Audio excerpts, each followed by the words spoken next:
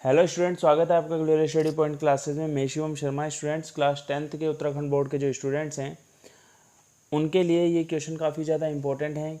ये करीबन आपके 55 से 60 यानी 55 to 60 क्वेश्चन के समथिंग क्वेश्चंस हैं ये।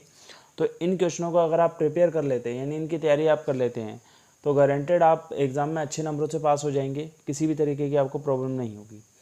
तो आइए वीडियो को स्टार्ट कर लेते हैं। चैनल पे नए हैं तो चैनल को सब्सक्राइब जरूर कर ले और बेल आइकन को प्रेस कर ले ताकि आपको इसी तरीके की लेटेस्ट अपडेट और बढ़िया क्वेश्चंस आपको मिलते रहें ताकि आपका एग्जाम अच्छा जाए। तो आइए वीडियो को स्टार्ट करते हैं। सबसे पहले हम बात कर लेते हैं कि ये पेपर किस हिसाब से मैंने बनाया है। जो ग्लोरियस स्टडी पॉइंट मेरे कोचिंग का नाम है। मार्किंग मैंने इसमें टोटल 100 नंबर से भी ज़्यादा ही क्वेश्चन है, क्योंकि 50 से भी ज़्यादा क्वेश्चन है तो ऑब्वियसली बात है कि क्वेश्चन नंबर जो है 100 से मार्किंग ज़्यादा जाएगी। तो 126 नंबर के ये क्वेश्चन ओवरऑल आपके बैठेंगे अकॉर्डिंग टू पेपर के पैटर्न के अकॉर्डिंग कि किस तरीके से कितने नंबर का क्वेश्चन आ सकता है। मैंने अपने अकॉर्डिंग जज करके लिखा हुआ है। क्लास 10th मैथ्स का ये पेपर रहेगा। इन क्वेश्चनों को करने की स्पीड आपकी इतनी होनी चाहिए कि 2.5-3 घंटे में आप इन क्वेश्चनों को निपटा दें।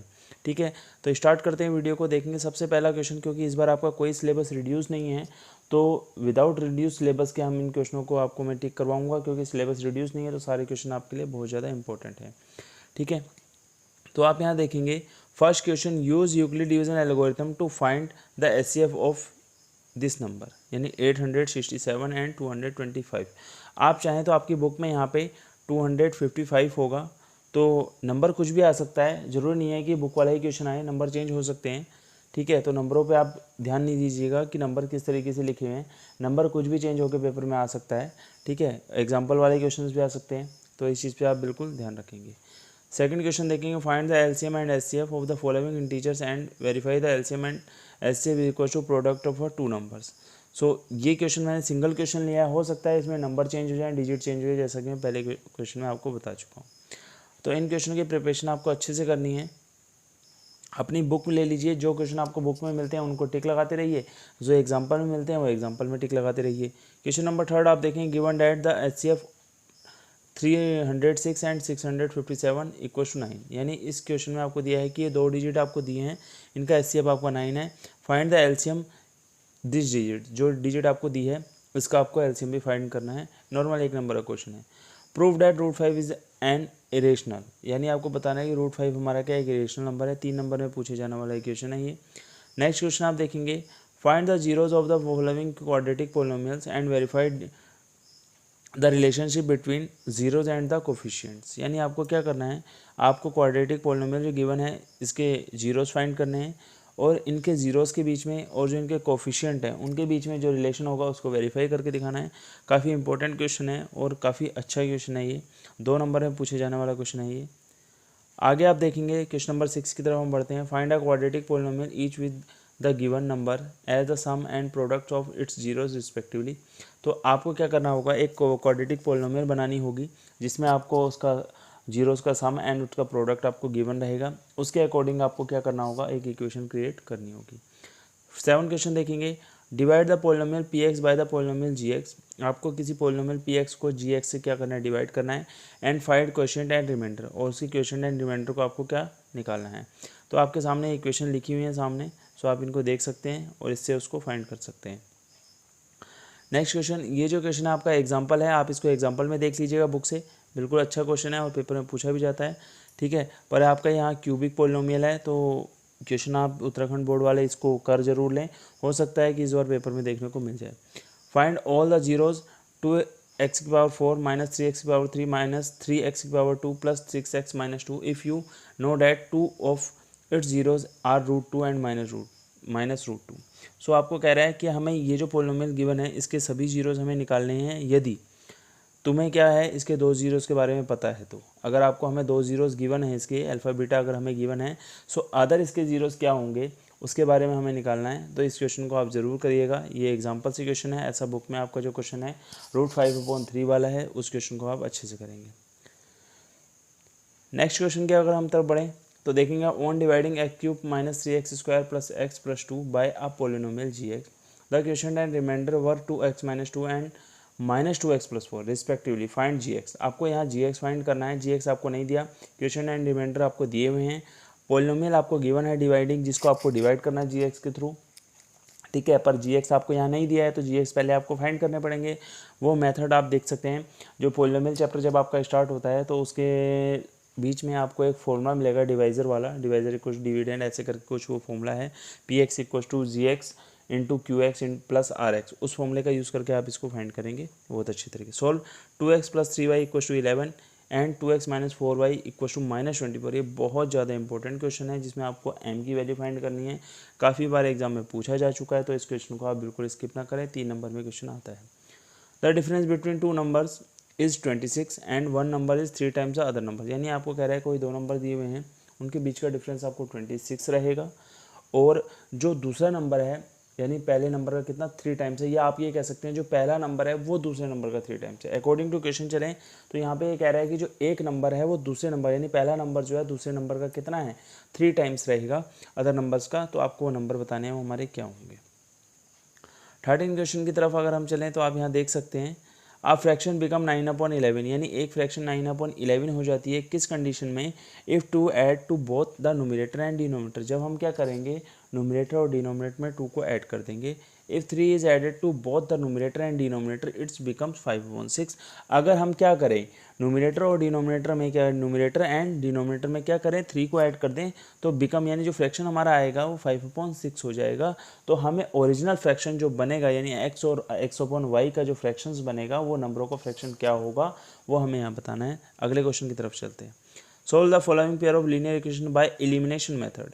Elimination method and substituting method, यानी सब्स्टिट्यूशन मेथड से और एलिमिनेशन मेथड से आपको इनको दोनों को सोल्व करना है।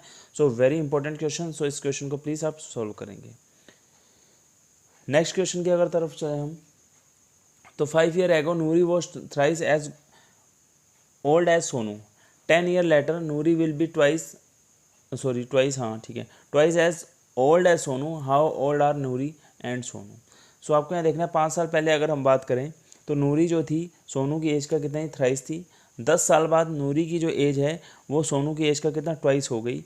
तो आपको बताना है नूरी और सोनू की एज क्या होगी। यहाँ पे देखेंगे 16 क्वेश्चन की तरफ अगर हम चलें, the sum of the digits of a 2 digit number is 9। यानी आप कोई भी अगर 2 डिजिट के नंबर लेते हैं तो उनके नंबरों का अगर आप सम करेंगे तो उनका सम हमेशा आपका 9 के इक्वल आएगा। Also 9 time this number is twice the number obtain by reversing. यानी कह रहा है कि जो 10 डिजिट का नंबर हमने लिया है 2 डिजिट के नंबर में 10 डिजिट का नंबर 100% आएगा, 100% आएगा 1 सेंटेंस आप करेंगे। तो जब आप 10 डिजिट का नंबर लेंगे तो उसका 9 टाइम्स जब आप करेंगे तो जो आपने 10 डिजिट का नंबर लिया है उसको जब आप रिवर्स करेंगे यानी रिवर्सिंग ऑर्डर में जब लेके जाएंगे तो वो ओरिजिनल नंबर का कितना हो जाएगा ट्वाइस हो जाएगा। तो आपको बताना है कि वो नंबर आपके क्या होंगे। ठीक है, बिल्कुल अच्छे से देख सकते हैं आप। 17 वाले क्वेश्चन को आप देखेंगे, for which values of A and B, जो following pair of linear equation आपको दिए हैं इनके इनफाइनाइट नंबर ऑफ सॉल्यूशंस हैं। सो इन क्वेश्चन में ए और बी की वैल्यू आपको फाइंड करनी है। सो बिल्कुल इजीली आप फाइंड कर सकते हैं। नेक्स्ट क्वेश्चन 18 क्वेश्चन जो है, a boat goes 30 kilometre upstream and 44 kilometre downstream in 10 hours. In 13 hours it can go 40 kilometre upstream and 55 kilometre downstream. Determine the speed of the stream and that the boat in still water. So इस question को आप example में जाके देख सकते हैं। Question नहीं है आपका, एग्जाम्पल है। सो एग्जाम्पल में जाएंगे 4th चैप्टर के, सॉरी हाँ 4th चैप्टर के एग्जाम्पल में जाएँ आप, नहीं 3rd चैप्टर के एग्जाम्पल में जाएंगे 3.5 एक्सरसाइज के उसमें, तो वहाँ पे आपको एग्जाम्पल आपको मिलेगा। 4th चैप्टर का क्वेश्चन नहीं है क्योंकि लीनियर इक्वेशन 4th चैप्टर में नहीं है, 4th चैप्टर में आपका क्वाड्रेटिक इक्वेशन है। सो 3rd चैप्टर के आप 3.5 में आप जाएंगे लास्ट एक्सरसाइज से पहले वाली एक्सरसाइज में, वहाँ पे आपको एग्जाम्पल के तौर पे मिलेगा। तो एग्जाम्पल में आप जाके देखेंगे इस क्वेश्चन का सॉल्यूशन आपको अच्छे से मिल जाएगा। अगर नहीं भी आता तो चैनल पे जा सकते हैं, चैनल पे मैंने इसका पूरा सॉल्यूशन दे रखा है तो उस पर आप अच्छे से कर सकते हैं। So solve the following pairs of equations by reducing them reducing them to a pair of linear equation. So 3.6 exercise को जब आप ओपन करेंगे तो उसमें आपको ये क्वेश्चन मिलेगा, क्योंकि जब आप क्रॉस मल्टीप्लिकेशन वाली मेथड वाली जो एक्सरसाइज है उसको करेंगे उसके बाद वाली जो एक्सरसाइज है वो आपको इस एक्सरसाइज में मिलेगा। ये क्वेश्चन 3.6 एक्सरसाइज है, वो मैं बता सकता हूँ आपको कि 3.6 एक्सरसाइज से ये क्वेश्चन लिया गया है 19 नंबर का, तो उसमें आप इजीली जाके देख सकते हैं। अगला क्वेश्चन आपके सामने आ रहा था, area of rectangular plot is 528 metre square, the length of breadth the length of the plot in meters in 1 more than twice its breadth. We need to find length and breadth. So ये आपका quadratic equation की first exercise का second question का first part है। तो first part को आप देखेंगे जो आपकी फोर्थ चैप्टर जो है आपका क्वाड्रेटिक इक्वेशन के फर्स्ट पार्ट के बाद सेकंड पार्ट जो आपका आएगा उसका पहला क्वेश्चन है ये, ठीक है। तो उसमें जाके आप टिक कर लेंगे, उसको आप बिल्कुल सोचो, बिल्कुल सिंपल सॉल्यूशन है, कुछ भी नहीं करना है। इसमें ये बोल रहा है कि एक रेक्टेंगुलर प्लॉट का एरिया अगर इतना दिया हुआ है तो जो उसकी लेंथ है वो उसकी ब्रेथ के ट्वाइस से एक ज़्यादा है। तो आपको बताना है इसकी लेंथ और ब्रेथ क्या होगी। सो इसको आप इजीली फाइंड करें, कोई दिक्कत वाली बात नहीं है। A train travels a distance of 480 kilometre at a uniform speed. If the speed had been 8 kilometre less then it would have then taken they have taken 3 hours more to cover the same distance. We need to find the speed of the train. So इसी exercise का last वाला जो question है आपका ये वाला question है 4.1 exercise का लास्ट वाला जो क्वेश्चन है आपका सेम यही क्वेश्चन है। इसको आप सॉल्व करेंगे अच्छे से, इसको इसका आंसर निकालेंगे, ठीक है। According to this next question, the altitude of the right triangle is 7 centimetre less than its base. If hypotenuse is 13 centimetre, find the other two sides. आपको बताना है कि एक राइट एंगल ट्राइंगल का जो है जो एल्टीट्यूड है सॉरी वो हमारा क्या है 7 सेंटीमीटर लेस देन है कितना, किससे, उसके बेस से, यानी बेस उससे 7 सेंटीमीटर ज़्यादा होगा। सो उसका हाइपोटेन्यूज कितना है 13 सेंटीमीटर है। Find the other two side, यानी आपको एल्टीट्यूड और बेस दोनों को निकालना है। तो आप इसको फाइंड करेंगे easily. Solve the equation by the method of completing square method. तो इस क्वेश्चन को आपको कंप्लीटिंग स्क्वायर मेथड से क्या करना है, इजीली सॉल्व करना है, बिल्कुल सिंपल क्वेश्चन है। नेक्स्ट क्वेश्चन देखेंगे, find the two consecutive odd positive integers sum of whose squares is 290। So बहुत इजी क्वेश्चन है, इसको सिंपली आप सॉल्व कर सकते हैं। सब क्वेश्चन आपके अभी क्वाड्रेटिक इक्वेशन के चल रहे हैं। Find the root of the following equation. Simple question आपके सामने है 25 वाला, इजी आप इसको कर सकते हैं। नोट कीजिए अपनी कॉपी में और सॉल्यूशन कीजिए। नेक्स्ट क्वेश्चन देखें, how many 2 digit number are divisible by 3। So आपको ऐसे नंबर बताने हैं 2 डिजिट के जो इजीली 3 से क्या हो जाए, डिविजिबल हो जाएं। सो आप इनको सिंपली सोल्व कर सकते हैं। एपी का क्वेश्चन है, ये एपी वाले चैप्टर का क्वेश्चन है, बिल्कुल सिंपल तरीके से आपको इसको सोल्व करना है। नेक्स्ट क्वेश्चन की बात करें, the sum of the 4th and 8th terms of AP is 24 and the sum of 6 and 10 terms is 44। Find the first 3 terms of AP. आपको क्या करना है, एपी के 4th and 8th टर्म्स का जो सम है वो आपको 24 दिया है, अदरवाइज 6 and 10 टर्म्स का जो सम है वो 44 दिया है। Find 3 terms of other 3 terms of AP. आपको आगे के जो एपी के 3 टर्म्स होंगे वो आपको बताने हैं, जो स्टार्टिंग से आप A1 A2 A3 करके आप चलेंगे, सो वो टर्म्स आपको बताने हैं। नेक्स्ट क्वेश्चन की तरफ चलें, 28 क्वेश्चन की तरफ। मैं तेज इसलिए बोल रहा हूँ कि वीडियो ज़्यादा लंबा ना बढ़े, कम टाइम में आपको जल्दी जल्दी क्वेश्चन बता दूँ, उसके बाद आप आराम से अपनी तैयारी कर सकें। क्योंकि वीडियो को जितना लंबा मैं खींचूँगा, 1-1 2-2 घंटे की वीडियो बना के कोई बेनिफिट नहीं है। क्वेश्चन आपको जल्दी जल्दी पता चल जाएंगे और जल्दी जल्दी मैं इनको एक्सप्लेन भी कर रहा हूँ, ठीक है, ताकि हम आगे भी नेक्स्ट वीडियो जल्दी जल्दी अपलोड कर सकें, ताकि आपको सॉल्यूशन करने में कोई प्रॉब्लम ना हो, ठीक है। सो नेक्स्ट क्वेश्चन की तरफ आ गए, हम बढ़ते हैं। How many multiples of life for between 10 and 250। यानी how many multiples of 4 lie between 10 and 250, यानी 10 से और 250 के बीच में 4 के कितने मल्टीपल्स लाई करेंगे ये आपको बताना है, यानी कितने मल्टीपल्स उसके आते हैं ये आप बताएंगे इसमें। An A P consist of 50 terms of which third terms is 12 and last terms is 106। Find the 29 terms. Okay, इसको आप इजीली फाइंड कर सकते हैं, कोई इसमें दिक्कत वाली बात नहीं है। एक एपी में टोटल 50 टर्म्स हैं, उसका थर्ड टर्म्स इतना है और लास्ट टर्म्स इतना है, तो आपको 29 टर्म्स का इसका फाइंड करना है। सो एपी के क्वेश्चन काफ़ी इजी क्वेश्चन है, इनको सिंपली तौर पे आपको करना है। If the sum of the first 14 terms an A P is 1050 and its first terms is 10, find the 20 terms. तो आपको इसका कौन सा टर्म्स निकालना है, 20 टर्म्स इसको आपका निकालना है। नेक्स्ट देखेंगे, find the sum of first, क्या बोला है, द फर्स्ट 1000 पॉजिटिव इंटीजर्स। तो 1000 पॉजिटिव इंटीजर्स का सम क्या आएगा उसको आपको बताना है। नेक्स्ट क्वेश्चन की तरफ अगर हम बढ़ें तो ये कह रहे हैं एपी में एन की वैल्यू 4 है, डी की वैल्यू 2 है, एस एन की वैल्यू -14 है, तो एन और एन का वैल्यू क्या होगा आपको फाइंड करना है। नेक्स्ट क्वेश्चन की तरफ अगर हम बढ़ें, find the sum of the odd numbers between 0 to 5, यानी 0 से और 0 और 50 के बीच में, यानी 50 के बीच में, सॉरी 5 बोला मैंने, 50 के बीच में जितने भी हमारे ओड नंबर्स आते हैं उनका सम क्या होगा ये आपको बताना है। If the sum of first 7 terms of an A P is 49 and that 17 terms of 289, find the sum of first n terms. आपको 7 टर्म्स का सम पता है, 17 टर्म्स का सम पता है, अब आपको एन टर्म्स का सम बताना है क्या होगा। ईजिली सॉल्व कर सकते हैं, चैनल पे इसका वीडियो अपलोड है, जाके सर्च करेंगे तो आपको बिल्कुल मिलेगा। डिस्क्रिप्शन में लिंक मैं आपको दे दूंगा, और डिस्क्रिप्शन में नहीं भी मिलेगा तो आप चैनल पे जाएं, उस पर सर्च कर सकते हैं। डिस्क्रिप्शन पे मैं कोशिश पूरी करूंगा कि इसका आपको वीडियो डाल दूं। इन डी पर पैरेलल है BC के एंड AD आपको फाइंड करना है, ठीक है। सो ये आपके सामने ट्रायंगल है, आप इसको देखेंगे, इसमें जो पैरेलल लाइन जा रखी है जो इनको कट कर रही है, दो पार्ट्स में डिवाइड कर रही है।